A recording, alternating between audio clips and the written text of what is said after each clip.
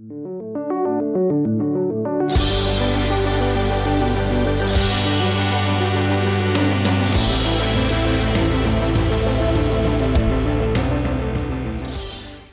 you ready? Yeah, me too. Let's get this going.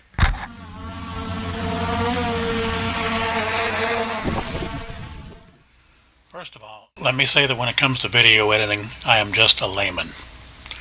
I am not a professional video editor, AV professional, or anything like that by any means. Secondly, let me state something else. I'm cheap.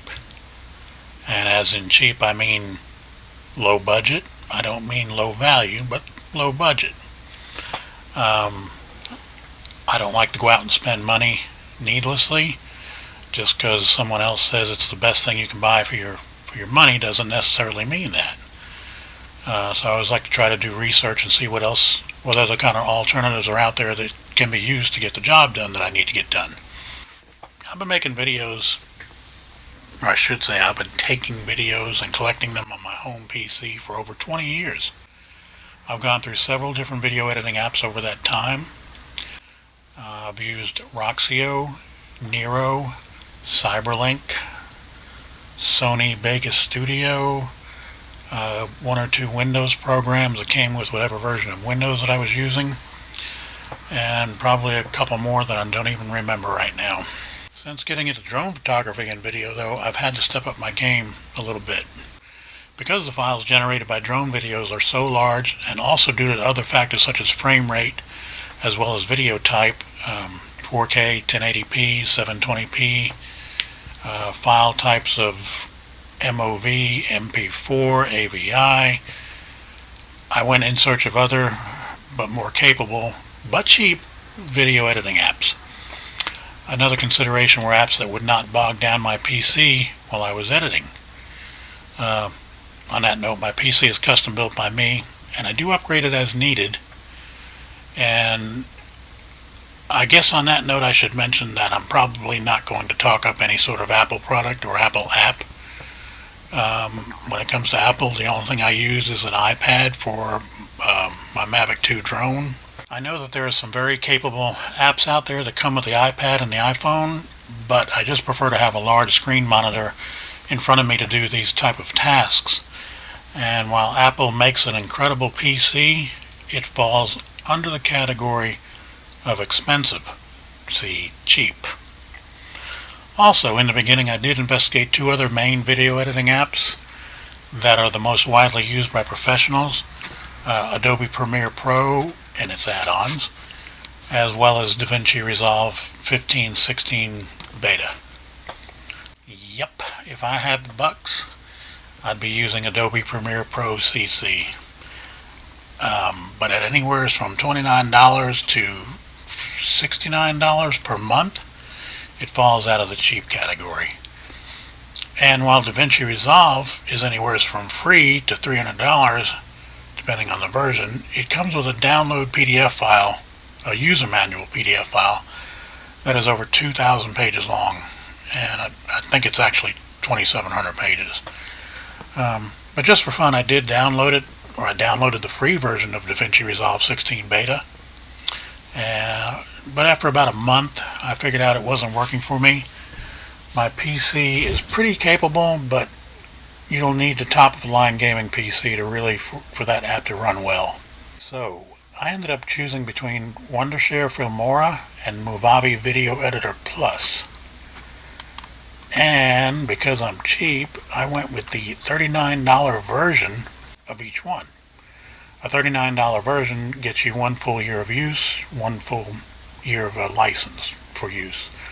The next version up of each of these apps costs $59, and it comes with a lifetime subscription and updates. But not knowing if I would like either one of these for more than a year, and because I'm cheap, the $39 version is what I went with for both of them. And don't even go there, because I did purchase each one in different months because I'm cheap. So what I'd like to do now is go over some of the pros and cons of each of these apps. I'm not really going to dive into the minutia of what each app can do over the other, but I am going to cover some of the more stark differences between the two. There are some pretty evident differences in these apps. And to be fair and as unbiased as I can be, let me say this up front. You can't go wrong purchasing either one of these apps. Both are very capable and easy to work with, at least in the realm of basic video editing. Both do have a slight learning curve, but to compensate for that, both do offer online tutorials, at least enough to help you to get past the basics of video editing. And by that I mean cutting, merging, transitions, color grading, titles, some limited special effects, as well as a slew of other neat things you can do with them, like pan and zoom, crop, speed up, speed down, adjusting audio properties, etc. Me personally, it took about a week, maybe two, until I was pretty happy with the finished product the first time around using each one of these two pieces of software. Your learning time might be more, it might be less, depending on how you approach what you're trying to accomplish when it comes to video editing. But on to the review. Okay, on my computer desktop, I'm going to open both applications. Gives you an idea of what they look like on startup. Movavi is on the left, Filmora is on the right. And we're going to start with Movavi, just for the heck of it. And it's got the normal interface. It's got the media button, some special effects, transitions, titles, various stickers,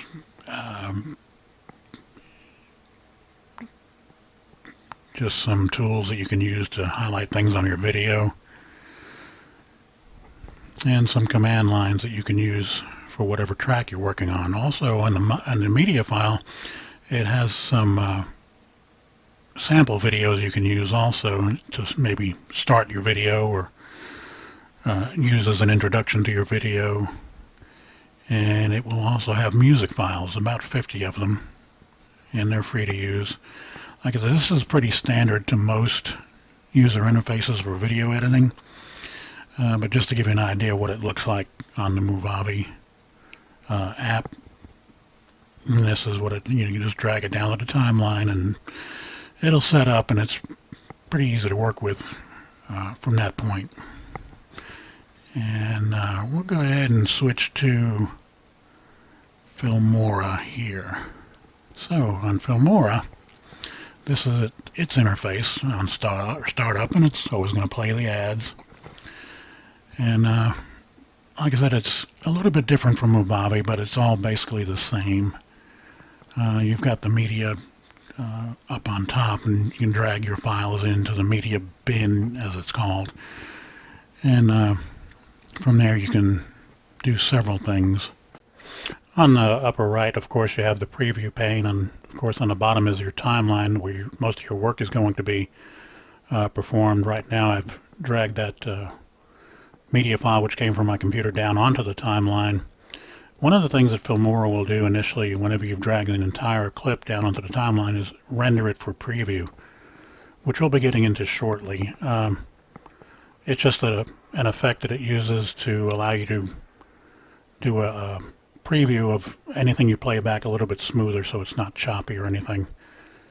But we'll be getting into rendering here in just a second. Okay, so on the subject of rendering, we're going to start with Movavi, and I'm going to show you one of the differences between Movavi and Filmora. I'm going to drop a clip in here, and I'm just going to show you. With Movavi, you've got to drop the entire clip into the timeline. There is no media bin. And one of the things that it'll do initially is down there on the lower part of the interface, you can see that logo where it says Optimizing HD Clips. And you really can't do much of anything with this clip until it's done optimizing the HD clip. If you try to work with it, it's very choppy. It'll start to bog your computer down because this is very CPU intensive when it's optimizing the HD clip. So you pile up several clips onto your timeline, 5, 10, 15 minutes worth of clips, and you're going to be sitting there for a while twiddling your thumbs while this thing is doing what it's needing to do so that you can work with these clips. It's a little bit annoying, but it's not the end of the world. But anyway, I'm just going to let it go here, speed things up here for a little bit and show you what you can do once it has done or finished optimizing. So should be right about here. Here we go. Okay. So now the clip is ready to be worked with. We can play with it. We can look at it, fast forward it, and it's smooth to work with. We can also start editing it. Like I said, we can cut it there in this toolbar and start just doing whatever you normally need to do to work with video clips. And one of the things too is when you're doing this, it doesn't need to re-render the clip after it's been changed, which is a good thing. This app does store the optimized clip in its memory cache, so once you've made changes, it doesn't really need to re-render it, which is a difference between this one and Filmora, because every time you make a change on Filmora, it'll want to re-render. So, advantages and disadvantages. And just to give you an example, I've got this clip down to about a 9-second clip from its original 4 or 5 minutes. And it's a nice smooth preview, but like I said, it took in real time a good 5 to maybe 7 minutes for that clip to render to get it to this point. And I'm going to bring in another clip here to add to the story, and this is about a 5-minute clip. And as you can see, it's doing the optimizing HD clip thing again. So, you know, if I needed like 5 or 6 seconds off this one clip, I would have to wait 5 to 7, maybe even longer, depending on what kind of video you're using for this to render. It could be a little bit frustrating. Okay, so with the same clip opened up in Filmora, we'll go ahead and work with it, and I'm going to put it on the timeline, and it's going to go ahead and immediately start to render it. You do have the option over here on the right to go ahead and click this little button, and it'll do it a little bit faster, but not much. The only advantage to Filmora is it does show you how long it's going to take to render this clip. And some of the other indicators that it's rendering is the bar there in the middle that's changing from red to green as it renders across the line. But there is a better way in Filmora to do this when you only need a very short clip. I'm about to show you that. Okay, so starting with the same media clip in the media bin, we're going to right click on it and hit play, and it's going to play in the preview pane here in the upper right. And what we're going to do is go to a point. We're going to mark this thing in with these 2 parentheses down here at the bottom. We're going to mark in as our starting point of the part of the clip that we want, and we'll let the clip run through to right about here, and then we're going to do a mark out right there. So all we need to do at this point, just for that same 9-second video, is drag the clip down to the bin, and we've got our 9-second clip that we had in Movavi. And the only thing that's going to render is this 9-second clip. It's not going to render the entire clip. Okay, so we're going to bring in another clip from outside into the media bin and basically do the same thing that we did in Movavi. And this one, I kind of marked it on a piece of paper where the in and out points were by time. So what I'm just going to do is drag the bar here in the preview page to those points to kind of speed things up, and just find my mark in point. And right there, so I'm going to use, like I said, these little parentheses lines here in the lower right. Mark it in right there, and let the clip run for a few seconds.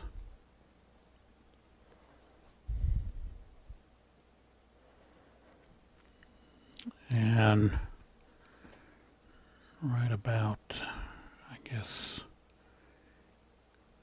here, we'll do a mark out. And like I said, all you got to do then is drag the main clip from the media bin down onto the timeline. So all you've got is that one marked in, marked out spot, and it's going to go ahead and render just like the other one did. And like I said, you're only rendering just a few seconds. This is 4K video, so if it was 720p, it would take no time to render. But this is 4K, so It does take a couple of seconds. I guess one of the things I should mention when it comes to rendering between the two apps, Filmora and Movavi, is that they both have advantages and disadvantages. Movavi, yes, you have to wait a long time while it optimizes the HD clips enough to work with, but once they're done, they're done. You can start cutting them, you can start cropping and zooming. It will not affect what your final output is going to be, and in that you will not have to re-render any new format that those cuts have been made or that edit has been made to.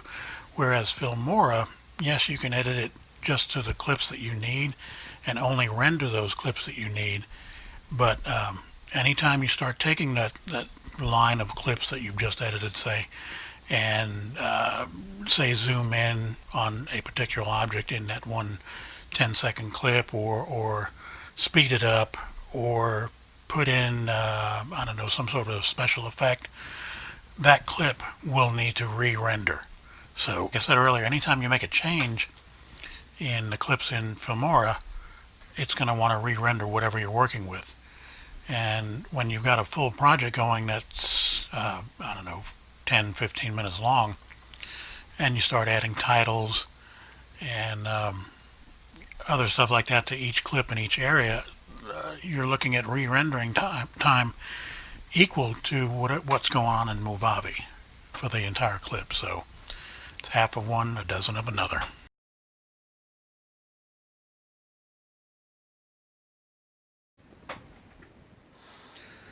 Okay, yeah, this video is starting to run a little bit longer than I usually like to make them. If you haven't clicked off already, you're probably falling asleep at your computer or cell phone.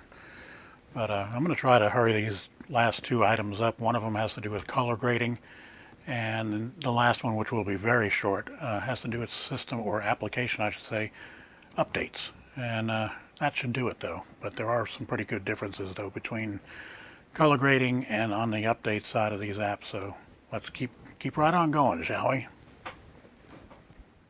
Okay, so with Movavi open, we're going to put in a track that we recorded the other day just for this.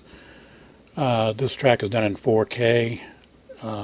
It's done on 2 different days, just to show a difference in the sky, maybe a little bit of the scenery. And we're just going to let it play through just so you can get an idea of what we're working with here. When it comes to color grading, my main issue is always what the sky looks like, and sometimes the saturation of the surrounding area, like the greens. And also the shadows, because as you can see, like right there, I'm getting lost in the shadows as I walk away. And sometimes you want to change that to where you can still see the subject.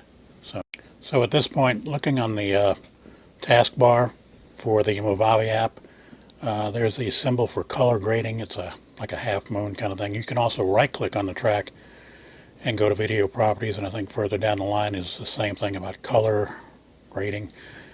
Either one will get you there. And once you've got it open, this is the screen you'll see. And what you've got here are automatic adjustments. These are presets that I've set up over the last few months using whatever device I was using. Each device will have a different sort of color grade. The Evo color grade is different from the Mavic, which color grade is different from my Osmo Pocket, etc. So at this point, I'm going to go to the, get off the automatic adjustments, go to the manual adjustments, and this presents you with this interface here. And this is where you would fine-tune your color on your video that you're working with. Like as you can see, you have brightness, contrast, saturation, highlights, gamma, and shadows.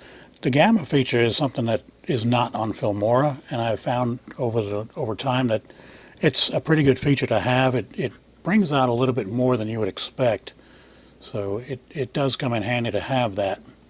And like I said, I'm just going to play with this a little bit here, give you an idea of what it'll do. So in the interest of time, I've gone ahead and made the settings that I need to make for this video to get it to the color that I'm kind of happy with. You can see some of the settings here, and like I said, the differences in the sky, I've got a little bit more cloud definition on a cloudy day, whereas it's mostly white. The only thing I don't like is if you notice in this one in the upper right, the sky is almost purple. Like I said, these are done on 2 different days, so The thing about Movavi is it's not quite as perfect or as good as I would like to be able to get it. Filmora does a little bit better here, as you'll see in just a few minutes. Okay, so with Filmora opened up, I'm going to drag the same clip into the Filmora 9 interface, and we'll let it run for a second just so you can get an idea. It looks how it looks. Not too much different from the other ones from Movavi. The way you bring up the color grading is either with a right click on the track or on the taskbar. Also on this one, the same as Movavi. There's no difference there. But when it comes up, you've got this interface, which is its own interface for changing or making changes to the color, lighting, and temperature of the video clip that you're working with. This is a lot more detailed than Movavi. You have a lot more options. The main one being right here at the top with the temperature gauge or the slider that can go either way. Depending on what you're doing, sometimes that's all you need. It's just a way to get things going to see where you want to go with the color of your video subject. Besides the two top slider bars, the color and the light bars are the ones that you're going to work with the most. This is where you can really fine-tune the color grade on your video. As you can see, you've got exposure, brightness, and various other settings. On this one, on the color side, the vibrance slider is what will really bring out the color to a good point, as well as saturation. And like I said, right now I'm just adjusting this to where I think I need it to get it to be. And here in the light adjustment mode, like I said, this is where you'll find some other features like shadows and whites and blacks and highlights. You know, it's just more ways of fine-tuning the video that are not quite there in Movavi. And like I said, it's just a matter of playing with this. And once you've got the settings that you want, you can save this as a preset. Like I said, I save these as preset to whatever device that I'm shooting from, be it a drone or a camera. Okay, so what we've got here is the finished clip, and I've got some before and afters. This is before color grading on day 1, and this is after color grading on day 1. This is all with Filmora. And here's day 2. This is after, and here comes the before shot right there. So this is before color grading on day 2, and this is the after color grading for day 2. So as you can see, there's a difference. Okay, so as you can see, there's a noted difference in color grading when it comes to Movavi versus Filmora 9. I do find that Filmora 9 has more detail that allows you to color grade in a more of a fine grade than Movavi does. So with this one subject, I would definitely give the plus side to Filmora on color grading.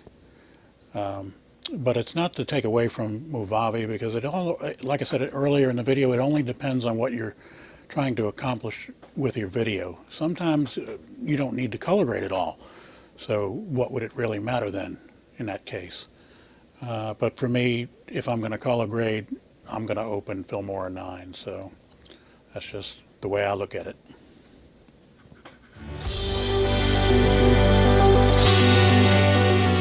Okay, so now we're going to look at updating or upgrading each one of these apps and what it entails. Right here you've got to look at the price scheduling for each different plan for Filmora. The annual plan for $49 was $39 when I started this several months ago. And just want you to notice it does say free updates in the annual plan and in the lifetime plan, and which is a biggie for me. Here in Movavi, like I said, you got to dig down a little bit and get to the thing where it shows the plans. Here we go. Now this one will show the same prices more or less, but nowhere in the annual subscription does it say free updates or upgrades. And I found that out the hard way after I had bought the Video Editor Plus for Movavi. During the year's time, or more than a year's time, that I've worked with Filmora, it's had 2 updates to its program, and like I said, they just sent me a notice or an email saying it was ready for an upgrade, and I just had to download and install the new version, which was never a problem. But in Movavi, that was not the case. Okay, so on the issue of the updates with Movavi, like I said, the difference there with that and Filmora is there are no free updates. I got a notice. I've been working with Movavi for about 9 months now, and initially I was using the free version with the watermark attached to it, just so I kind of get used to how the app works. But when I went ahead and bought it, I'd say, I don't know, 4 or 5 months after I bought it, I got a notice that there was an upgrade. So I said, okay, good. So I clicked on it, and it brought me to the Movavi webpage, and I found out that that upgrade was going to cost me $59. Keep in mind that I paid $39, $39.95 for the year's version of the download. So the upgrade was going to cost me another $60. So yeah, that didn't work out for me, you know, but it is what it is. What it comes down to is that you're going to use the version of Movavi that you've got, and if you decide to keep it, you know, a year from now, you're going to get, whenever you repurchase a license, you'll get whatever version or upgraded version they've got out. But yeah, it's a little, I mean, it's not deceiving because they did not say free updates on their site, but it is one thing that their competitor, Filmora, does give you. In the time that I used Filmora, I had 2 updates and they were both free. Are you listening, Movavi? Just wondering. Anyway, let's wrap this up, shall we? And just in case anyone is still playing along, Jeep.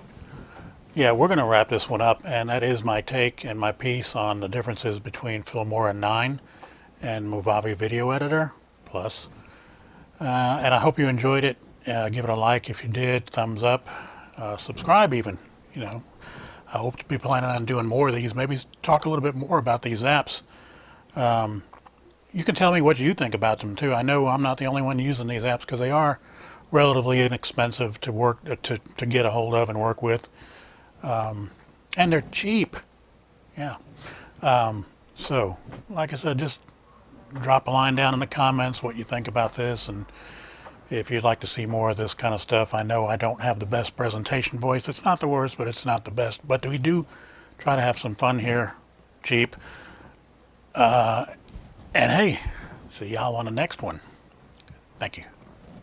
Jeep.